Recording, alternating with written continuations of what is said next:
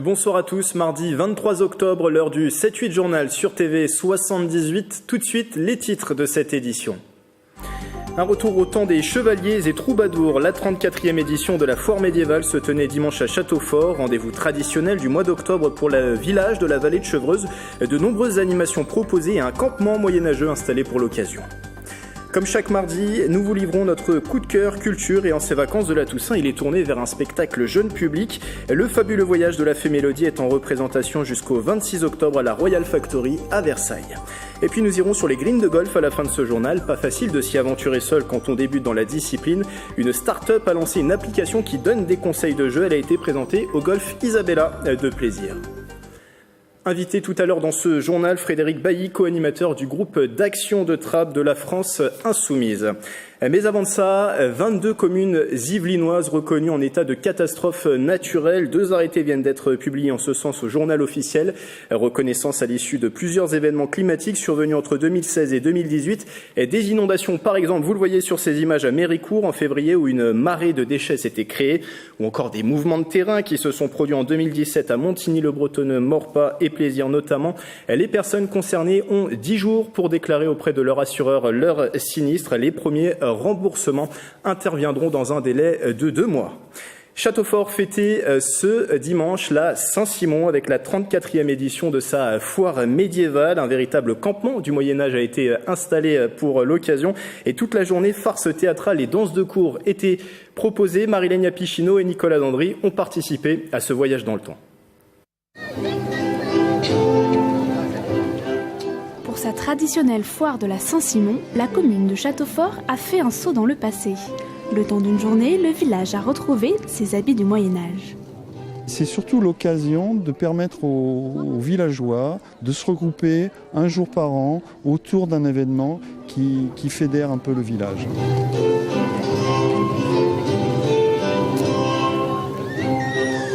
Nous recherchons les pas qui étaient utilisés à l'époque, surtout pour les danses de cour.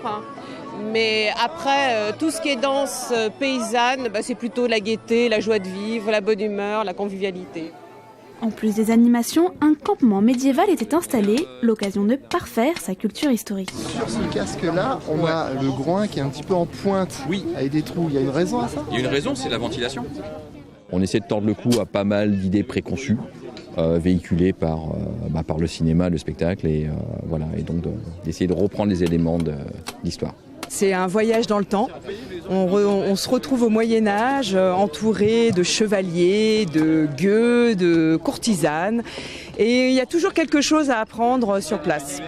Tous les 3e samedis du mois d'octobre, ce sont près de 10 000 visiteurs qui viennent se plonger dans le passé médiéval de Châteaufort. Écoutez la légende des saltimbanques. Politique, les élections municipales partielles à Coignères se dérouleront les 25 novembre et 2 décembre et on l'a appris aujourd'hui, une 4e liste sera candidate au scrutin. Au cœur de Coignères se veut apolitique, guidée par, je cite, le bon sens, la transparence et la confiance. La tête de liste n'est pas encore connue. L'un des colistiers est Éric Giraudet, conseiller municipal indépendant. Depuis la démission de l'ancien maire et l'annonce de cette élection, 3 autres listes se sont fait connaître, conduites par Didier Fischer, David Pentier et Ali Bousselam. Ce dernier sera l'invité du 7-8 journal ce mercredi. L'invité du 7-8 journal de ce jour est Frédéric Bailly. Bonsoir. Bonsoir, merci de nous inviter. Merci de votre présence. Alors vous êtes co-animateur du groupe d'action de la France Insoumise à Trappes. Avec vous, on va bien sûr revenir sur l'actualité de votre parti. Ces perquisitions intervenues la semaine dernière dans les locaux de la France Insoumise, également de son cofondateur Jean-Luc Mélenchon, dans le cadre de 2 enquêtes préliminaires. Jean-Luc Mélenchon qui a filmé la scène où on le voit dans un grand état de colère. Depuis, il a aussi multiplié les déclarations mettant en cause notamment une opération politique contre lui et sa formation. Des mots durs mesure aussi à l'encontre des journalistes de France Info qu'il a appelé, je cite, à pourrir. Ce genre d'action, ce genre de mots aussi utilisés par Jean-Luc Mélenchon, est-ce que ça le décrédibilise? Est-ce que ça décrédibilise la France Insoumise? L'action policière, l'action judiciaire ou de quelle action? Parce que là, les sorties de Jean-Luc Mélenchon. Vous avez résumé quand même rapidement, bravo d'ailleurs, en quelques secondes, tout ce qui s'est déroulé la semaine dernière. Il faut dire qu'on s'en est pris quand même plein la figure. Faut quand même avouer ça. Moi, j'ai vécu cette action. J'ai vécu la perquisition en direct parce que j'étais chez moi ce jour-là, comme j'étais de repos, et je tombe là-dessus dès le réveil, la vidéo de Mélenchon. Perquisition à son domicile. Et c'est vrai que sur le coup, on se dit, mais tiens, qu'est-ce qui se passe? C'est bizarre. Et au fil de la matinée, on voit tout ce qui est mis en œuvre, en fait, toute l'armada judiciaire et les moyens mis en œuvre par la police. Et là, en tant que militant, on se sent un peu touché. Et en tout cas, on peut comprendre derrière la colère, ou en tout cas le mouvement un petit peu de l'agitation qu'il y a eu au siège de la France Insoumise pour pouvoir accéder aux locaux, etc. Donc nous en tout cas, on le comprend. Après, ce qu'on comprend aussi, c'est que ce genre d'images qui sont relayées en boucle par les médias, ça a pu choquer beaucoup de monde. Pourrir les journalistes de France Info est peut-être un peu fort. Là, sans doute, mais quand il dit pourrir, en fait, il s'adresse à nous, les militants, en disant je vous demande d'envoyer des arguments. Nous, on l'a compris comme ça, en tout cas. Alors, c'est vrai que je comprends. Vous en avez discuté entre vous, entre militants de la France Insoumise à Trappes, dans les bien sûr. Mais il y a des militants qui, effectivement, se posent des questions. Il va un peu loin, etc. Bon, mais quand on connaît Jean-Luc Mélenchon depuis quelques années, on le suit, on connaît sa capacité à s'indigner avec tempérament, etc. Donc, si vous voulez, nous, on n'est pas choqués de ça. Ce qui nous choque davantage, c'est toute la machine judiciaire et médiatique qui s'est mise en œuvre à cette occasion-là pour des faits pour l'instant qui ne sont pas prouvés, qui ne sont pas démontrés. C'est pour ça d'ailleurs que la justice a voulu faire une perquisition. Donc effectivement, aussi qui ont été menées, par exemple au siège du MoDem, qui est un allié de la République. Mais il n'y avait pas les moyens policiers qu'il y a eu là d'un seul coup contre la France Insoumise. Et on sent bien qu'il y a, nous en tout cas, on ressent ça comme un coup politique, effectivement, où on a voulu nous porter un coup. Et quelque part, ça nous a désorganisés, il faut le dire. Ça a créé le trouble aussi parmi les insoumis. Je sais que beaucoup d'insoumis autour de nous dans les Yvelines se sont posé des questions. Quand est-ce que ça va s'arrêter, etc., etc. Donc, on précise que pour calmer le jeu, quand même, Jean-Luc Mélenchon a dit hier, a affirmé sur les réseaux sociaux qu'il ne visait pas à travers ses mots toute la presse, toute la justice et toute la politique. Par exemple, votre média n'est pas concerné. TV78 fait son travail de reportage. Ce qu'on peut reprocher justement, c'est à ces journalistes certains qui se disent d'investigation, pour l'instant n'ont rien ramené. Ce n'est que des ragots, des calomnies ou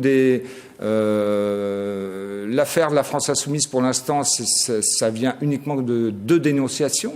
Donc la justice cherche des preuves et vous allez voir, ils vont avoir du mal à en trouver parce que nous, on sait comment on a fait campagne pendant les présidentielles et les législatives dans les Yvelines avec le peu de moyens qu'on avait. On n'est pas là, nous, pour se faire du fric sur le dos des citoyens.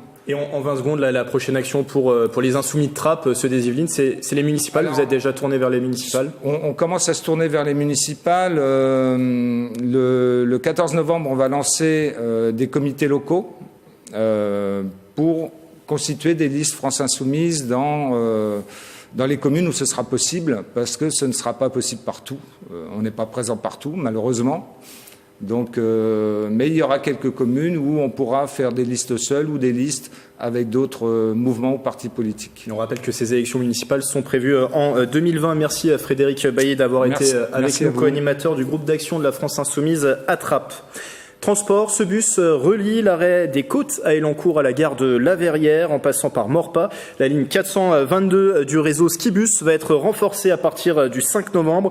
L'offre augmente aux heures de pointe le matin avec 2 courses plus longues. Ces départs supplémentaires se feront à l'arrêt du Bois-Joli à 7h16 et 7h43 en direction de La Verrière. Un nouveau dépliant horaire sera disponible prochainement à l'agence de la mobilité ainsi que dans les points de distribution.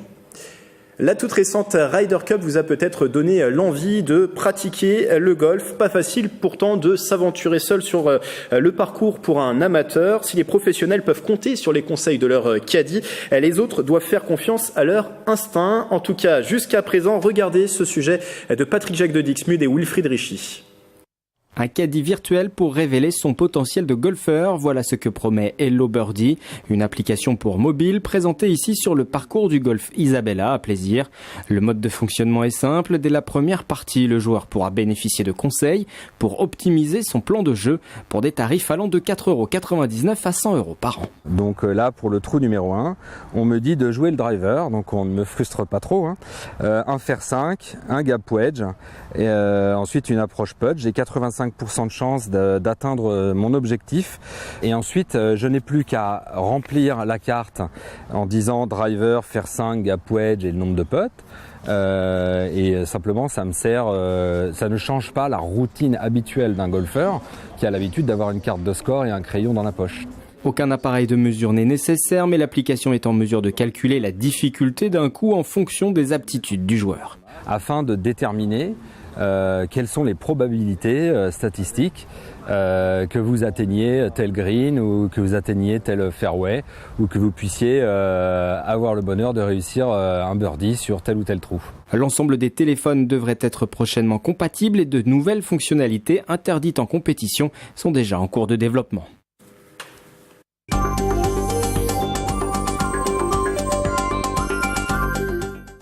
Et pour clôturer ce journal, Mélanie Poquet nous a rejoint au plateau. Bonsoir. Bonsoir. Votre coup de cœur de la semaine, Mélanie, c'est un spectacle magique et poétique. Et oui, c'est le fabuleux voyage de la fée Mélodie. Alors ce spectacle a été pensé en 2011, notamment par Stéphanie Marino. Mélodie est donc une fée à qui il arrive une mésaventure. Elle perd une de ses notes, le La, à cause d'un coup de vent. Le problème, c'est que le La est une note très importante. C'est celle qui permet notamment aux instruments de s'accorder. J'imagine que Mélodie va essayer de retrouver cela. Oui, mais pas toute seule, Grégory. La fée va faire appel au public. Les enfants vont être tour à tour l'eau, le vent, le soleil. Les plus grands, les parents et les grands-parents ne sont pas en reste. Ce fabuleux voyage est truffé de références comme Mary Poppins et Noir Désir, mais pas que. Il y a plein d'univers différents qui m'ont inspirée. Pour l'écriture des textes, il y a plein de textes eux-mêmes qui m'ont inspirée, comme par exemple Le Petit Prince aussi. Et l'envie, en fait, est venue au départ de raconter une histoire autour de la musique pour les petits, pour les initier un peu à ce qu'est la musique, avec un univers très féerique, très poétique. Une question importante, qu'est-ce qui en fait votre coup de cœur ? Sa simplicité. Alors pas dans le sens péjoratif bien sûr, Mélodie nous entraîne dans un monde poétique et magique. Poétique car on découvre tous les éléments qui composent la terre, le ciel, la mer et la terre bien sûr. Et c'est aussi magique parce que Stéphanie Marino joue avec les ombres chinoises, elle joue et s'y introduit parfois. Et comme on n'est pas à l'abri d'un autre coup de vent, le fabuleux voyage est à découvrir à la Royal Factory de Versailles jusqu'à vendredi. Merci Mélanie, ce spectacle et bien d'autres choses encore à retrouver dans l'émission Le 7-8 Culture présentée dans quelques instants par vous. Le journal touche à sa fin, cette édition est à revoir sur notre site internet et notre application mobile. Belle soirée avec TV78.